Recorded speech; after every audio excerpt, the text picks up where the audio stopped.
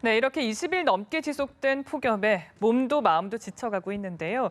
내려갈 줄 모르던 수은주가 앞으로는 조금씩 떨어질 거란 반가운 소식도 있습니다. 김동혁 기상 전문 기자와 함께 이 소식 자세히 짚어보겠습니다. 네, 어서 오세요. 네. 반갑습니다.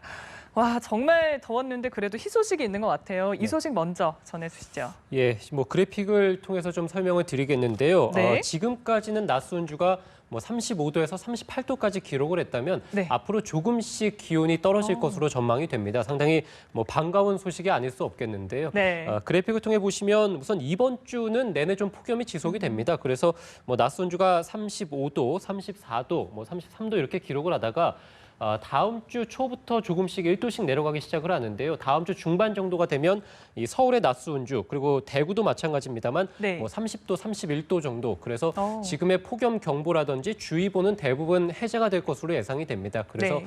뭐 다음 주 초까지만 좀 극심한 폭염을 좀 잘 견디시고 다음 주 중반 이후부터는 지금의 폭염이 조금은 누그러지겠다. 그래서 뭐 특보도 다 사라질 것이다. 이렇게 보시면 될 것 같습니다. 그리고 네. 또 우리가 평년 기온을 봤을 때도 광복절 이후 정도부터는 낮 수온주가 30도를 밑돌면서 네. 그때부터는 좀 폭염이 누그러지는 이런 또 기후적인 측면도 있습니다. 정말 끝이 보인다고 하니까 그래도 다행스럽다는 생각이 드는데요. 현재까지 폭염 상황은 어떤가요?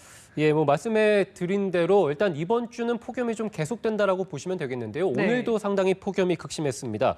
서울과 경기, 영서, 뭐 남부지방 할 것 없이 전국 대부분 지방이 다 폭염 경보가 현재도 내려져 있고 네. 그리고 폭염주의보도 이 동해안을 제외한 전국에서 역시 폭염주의보도 내려져 있는 상황이고요. 오늘 오전 11시에 그래서 호남 지역을 중심으로 해서 폭염 경보가 추가로 발효가 됐고 또 내일 오전 11시에도 뭐 대구라든지 이런 네. 영남 지역을 중심으로 해서도 여전히 또 폭염주의보, 폭염경보가 또 내려집니다. 그래서 이번 주는 낮 수온주가 어쨌든 뭐 35도 안팎을 기록하는 곳이 상당히 많을 것으로 보이고요. 기상청에서는 뭐 열지수, 그래서 우리가 실제로 체감하는 더위는 최고 48도 정도까지 기록을 하겠다. 이렇게까지 또 얘기를 했기 때문에 엄청납니다. 이번 네. 주까지는 좀 더위 잘 견디시는 게 좋을 것 같고 네. 오늘 뭐 고창이라든지 정읍, 홍천에서도 35도를 웃도는 곳이 상당히 많았고요. 서울도 33.6도를 기록하기도 했습니다. 네, 정말 덥습니다. 이게 거의 20일 넘게 지속이 되고 있는데요. 네. 지난번에 말씀해 주시기를 94년이 가장 더웠다 이렇게 말씀해 주셨는데 제 주위에 계신 또 어르신들께서는 사실 지금이 더 더운 것 같다 이렇게 말씀하시더라고요. 뭐 네. 특별한 이유가 있을까요? 예, 일단 94년은 우리가 이제 기상학적으로 봤을 때 네. 통계가 시작을 됐을 때 봤을 때 가장 더웠던 해입니다. 그래서 뭐 낮 수온주가 거의 40도 가까이 오르기도 했었고 네. 온열 질환으로 인한 사망자가 3,000명이 넘었거든요. 아이고. 예, 올해 같은 경우가 지금 10명 사망자가 발생을 했는데 네. 당시가 3,000명이 넘었으니까 정말 뭐 기록적인 폭염이고 뭐 사람 잡는 폭염이다. 이렇게 좀 표현할 정도로 상당히 뭐 역대급 폭염이 예. 나타났던 때인데요. 다만 그 당시에는 7월 말에서 8월 초에 태풍이 2개 정도가 한반도에 이제 좀 들어왔습니다. 그래서 네. 영향을 좀 주면서 폭염이 일시적으로 좀 꺾이는 모습을 보였습니다만 올해 같은 경우는 이 남부지방 같은 경우는 지난달 하순에 폭염이 시작이 됐는데 지금까지 한 번도 폭염특보가 해제된 적이 없거든요. 네. 말씀해 주신 대로 20일 가까이 폭염이 지속되는 거였고 또 하나는 지금 5호 태풍이 북상을 했습니다만 한반도의 이 폭염의 기세에 눌려가지고 일본 동쪽 해상으로 현재 북상하고 있고 네. 6호 태풍도 오늘 새벽에 발생을 했는데 마찬가지로 현재까지는 폭염이 상당히 극심하기 때문에 일본 쪽으로 향할 것으로 보이거든요. 따라서 올해는 좀 효자 태풍도 없다 보니까 아무래도 이 극심한 폭염을 더 느끼시는 것 같습니다. 그러니까 생각해 보니까 정말 태풍이 없었던 것 같습니다. 그래서 이렇게 길게 폭염이 지속되다 보니까 아무래도 온열 질환자도 급증하고 있는데 이게 거의 뭐 기록적이라고 하더라고요. 맞습니다. 뭐 최근과 비교해 봤을 때는 온열 질환자 수가 상당히 급증하고 있다 이렇게 보실 수 있을 것 같고요. 네. 최근 5년 통계치보다 현재 가장 많이 발생을 했고 그리고 작년 그리고 재작년의 기록을 넘어섰는데요. 아직 여름이 채 끝나지 않았기 때문에 온열 질환자 통계가 다 나오지 않았음에도 이미 뭐 지난해라든지 또 재작년 기록을 이미 넘어섰으니까 네. 또 하나는 뭐 최근 2주 사이 그러니까 폭염 경보가 지속돼서 극심한 폭염이 지속됐을 때 온열 질환자가 상당히 늘어났습니다. 그래서 네. 600명 넘게 최근에 발생을 했기 때문에 최근 폭염이 상당히 극심하다 이렇게 볼 수 있을 것 같고요. 네. 또 하나는 실내에서 발생하는 온열 질환자도 최근에 좀 많았는데요. 실내에서요? 맞습니다. 그래서 거의 한 18% 정도가 실내에서 온열 질환자가 발생했는데 네. 역시 이것은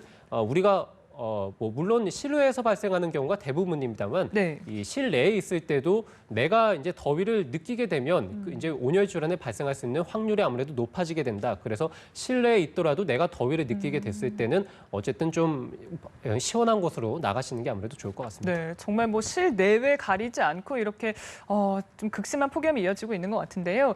폭염에 좀 슬기롭게 대처할 수 있는 방법 좀 다시 한번 짚어주시죠. 예, 아무래도 온열 질환 통계를 보면서 말씀드리는 게 좋을 것 같은데요. 올해 온열 질환자 같은 경우가 이제 상당히 많이 발생한 게 이제 실외에서 역시 가장 많이 발생했기 때문에 네. 실외 그것도 오전 뭐 한 11시 정도부터 해서 오후 시간대 가장 많이 발생하거든요. 그래서 이 시간대는 가급적 이 야외에 있는 시간을 좀 줄이시는 게 무엇보다 좋을 것 같고 네. 말씀해드린 대로 실내에서도 10명 중에 2명꼴로는 이 온열 질환자가 발생하기 때문에 실내에 있더라도 더위를 느끼게 됐을 때는 어쨌든 온도를 좀 낮출 수 있는 이 방법을 좀 찾으시는 게 좋을 것 같고요. 네.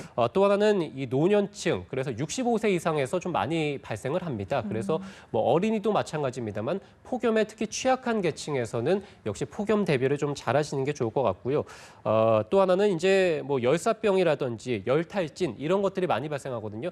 열탈진이나 열사병 같은 경우는 이제 일사병과 다르게 우리가 체온이 많이 오르는 네. 거거든요. 그래서 내가 좀 더위를 느낀다, 평소보다 더위를 좀 많이 느낀다고 했을 때는 체온을 낮출 수 있는 방법도 좀 찾으시는 게 아무래도 좋을 것 같습니다. 네, 그 방금 말씀해 주시기를 오후 시간대 조심하라고 하셨는데 오후라면 뭐 12시에서 한 3, 4시 정도면 될까요? 보통은 11시부터 기온이 좀 빠르게 오르기 시작해가지고요. 네. 오후 한 4, 5시 정도까지는 봐야 되기 때문에 이 시간대까지는 좀 폭염 대비를 잘 해주셔야 됩니다. 네, 알겠습니다.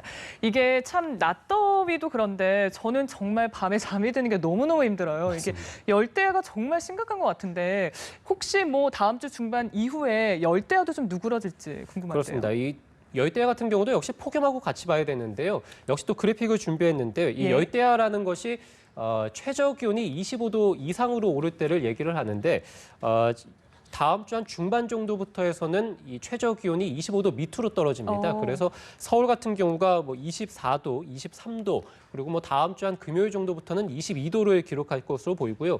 네. 대구 같은 경우도 역시 마찬가지로 보시는 것처럼 다음 주 한 중반 정도부터 해서는 25도를 크게 밑돕니다. 네. 그렇기 때문에 열대야도 역시 다음 주 한 중반 정도부터는 누그러진다 이렇게 보시면 될 것 같고요. 보통 한반도의 열대야는 기후적인 측면에서 봤을 때도 장마가 끝나고 한 7월 말부터 해서 8월 한 중반 정도까지 영향을 주다가 이후부터는 또 누그러지는 게 한반도의 기후 특성이기도 합니다. 네, 말씀처럼 다음 주 중반까지만 폭염이나 열대를 조금만 더 견뎌주시면 될 것 같습니다. 자, 뭐 열대야가 있다 보면 사실 뭐 에어컨을 계속 켜고 잘 수도 없잖아요. 네. 그래서 좀 좋은 뭐 대처하는 방법이 있다면 좀 짚어주시죠. 우선은 뭐 에어컨을 트는 게 가장 좋겠죠. 그래서 네. 뭐 틀고 끄고 이런 게 가장 좋을 텐데 역시 에어컨 그리고 선풍기 그리고 제습기를 적절히 사용하면서 습도를 어쨌든 낮추는 게 중요합니다. 그래서 40%에서 한 60% 정도까지가 적정한 습도이기 때문에요. 이것을 유지할 수 있도록 노력하시는 게 좋을 것 같고요. 네. 만약에 선풍기를 가동을 하신다면은 선풍기를 몸 쪽으로 하기보다는 창 쪽으로 그러니까 바람이 창가 쪽으로 향하게 해서 아무래도 더위가 이 뜨거운 공기가 있는 방 안에 이 바람을 밖으로 내보내고요. 상대적으로 시원한 밖의 온도를 밖의 공기를 안으로 들이는 게 좋습니다. 그래서 이 선풍기를 가동하실 때는 아무래도 바람의 방향을 창가 쪽으로 해주시는 게 좋을 것 같고요. 네. 우리가 특히 남성분들 같은 경우가 좀 그렇습니다만 밤에 너무 더우니까 이 겉옷을 이제 위에 옷을 좀 탈의하고 입지 않고 이제 주무시는 분들도 계신데 네. 일시적으로는 옷을 입지 않았을 때는 시원함을 느끼게 됩니다. 다만 우리 체온 같은 경우가 일시적으로 온도가 떨어지게 되면 체온을 다시 유지하기 위해서 아무래도 다시 또 열을 발산하게 되거든요. 이렇게 되면 또 더위를 느끼실 수 있습니다. 그래서 옷을 안 입는 것보다는 아무래도 좀 헐렁한 옷이라든지 얇은 옷을 입으시는 게 네. 아무래도 열대야를 좀 이기는 데 도움이 될 것 같고요.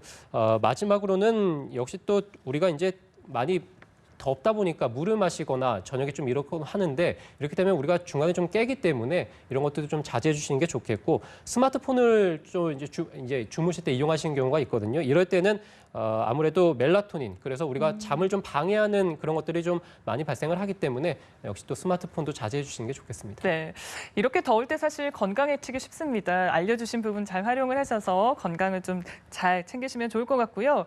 그래도 폭염이 누그러진다는 소식이 있으니까 좀 반가운데 게다가 한 20일 정도 뒤면 가을이잖아요. 네. 좀 이르긴 합니다만 가을 날씨도 좀 전망을 해주실까요? 예, 우선은 폭염은 누그러진다라고 말씀을 드렸습니다. 그래서 다음 주 중반 이후 정도 되면 이제 폭염특보는 거의 다 해제가 될 것으로 예상이 되는데요. 네. 다만 이 9월 달, 그러니까 우리가 달력상 가을로 생각하는 9월 달에 접어들어도 과거보다는 좀 더울 것으로 예상이 되거든요. 그래서 뭐 30도로 웃돌진 않겠습니다만 우리가 생각하는 것보다는 조금 더운 그런 가을이 되지 않을까 싶고요.